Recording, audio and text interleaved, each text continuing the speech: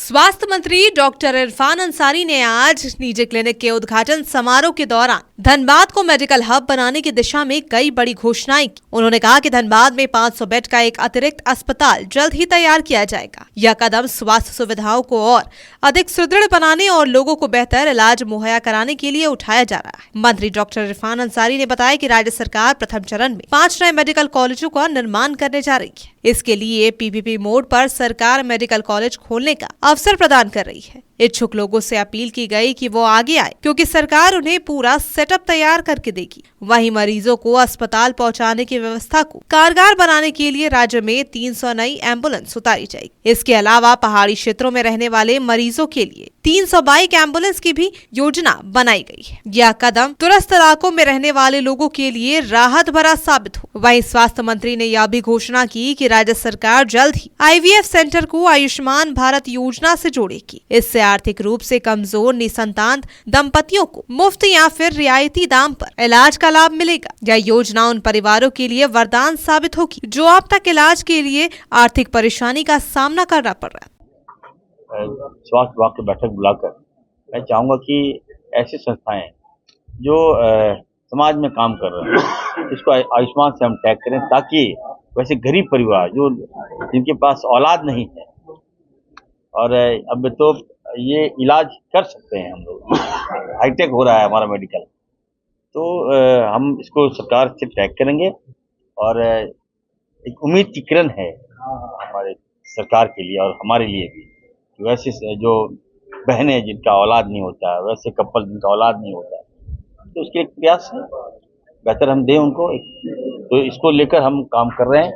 उसी के तहत बाद हम आए और मैंने यकीन दिलाया कि आप अच्छा काम कीजिए, हम हर तरह का हम काम करेंगे। अच्छा प्रश्न क्या है।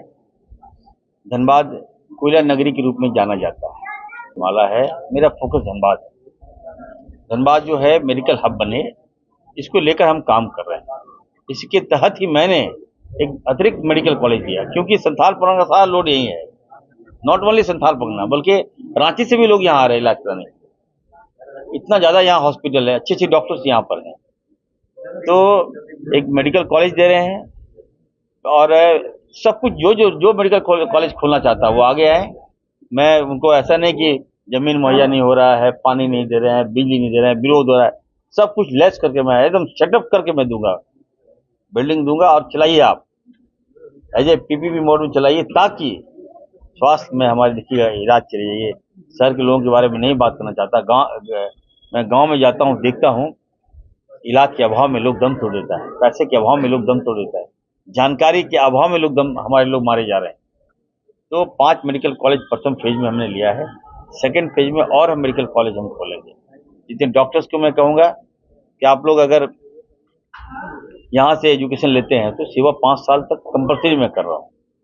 5 साल तक आपको यहाँ सेवा देना होगा। आपका होता है कि डिग्री लिए चले गए बाहर प्राइवेट में ज्वाइन कर लिए, वैसा नहीं होना चाहिए। हम प्राइवेट के विरोधी नहीं हैं, लेकिन हम चाहते हैं कि सरकारी जो हॉस्पिटल है वो अच्छा हो। AI सिस्टम हम लगा रहे हैं, सारा हाईटेक होगा। CT MRI हम कर रहे हैं। धनबाद को एक और 500 बेड हॉस्पिटल हम दे रहे हैं। तो एम्बुलेंस भी हम दे रहे हैं आपको। पहाड़ी एरिया में हमारा एम्बुलेंस नहीं जाता था, गाड़ी गया तो अब पेशेंट को लाए कैसे, हम खटिया पर कैसे लाएंगे पेशेंट को। तो उसको देखते हुए बाइक एम्बुलेंस का सेटअप हम लॉन्च किए हैं। हमारे माननीय मुख्यमंत्री आदरणीय हेमंत सोरेन जी का जो सोच है कि कुछ ऐसा करो इरफान की तुम गांव से पेशेंट लाओ, तो बाइक एम्बुलेंस हमने लिया है, बजट में लिया है सर। बाइक एम्बुलेंस देखिए मेडिकल कुछ अभी तो बजट में मैंने लिया है, तो बहुत जल्द है। डॉक्टर की सुरक्षा जरूरी है। देखिए ये बात सही है कि डॉक्टर की सुरक्षा जरूरी है। जो डॉक्टर हैं उनको जब तक आप ये श्योर नहीं कीजिएगा कि आप सुरक्षित हैं, वो भाग जाएंगे यहाँ से। हम न केवल सुरक्षा, हम उसको हर सुविधाओं के साथ ला रहे हैं, लॉन्च कर रहे हैं। सैलरी दोगुना हम कर दे रहे हैं उनका। आइए और काम कीजिए।